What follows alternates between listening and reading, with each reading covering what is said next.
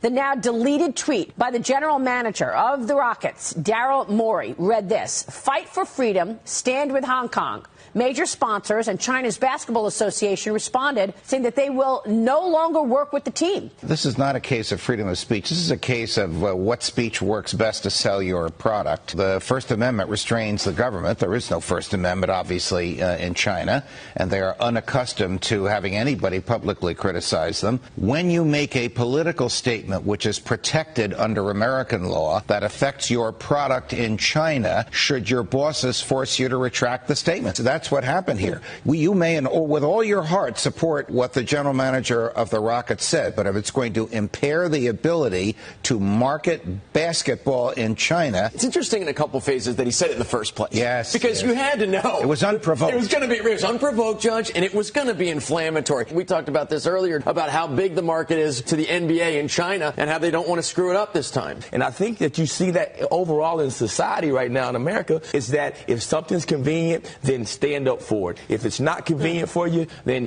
what happens to principles? Everything else is thrown out the door. I agree with what you say, but the Chinese market is not like the American market. If the government doesn't like a message that accompanies the product, they won't allow the product to be sold. Right. It's as simple as that. So then maybe the Houston Rockets shouldn't be so interested in going into the Chinese market. I mean, this is all about money. Yes. How about human rights? Yes, you're right. This is the NBA and Adam Silver and his buddies who run the league wringing their hands over China rather than worrying about the United States. They're choosing communism over one person who is speaking out in favor of democracy in Hong Kong. That is the decision that they're making. Ooh, you can't make the communist government mad. They've got 1 million people in concentration camps. They spy on their own people through AI and facial recognition. There is no freedom of the press. There is no free internet. Right. And they're stealing from America. Yeah. And that's what they're worried about. They're worried about China.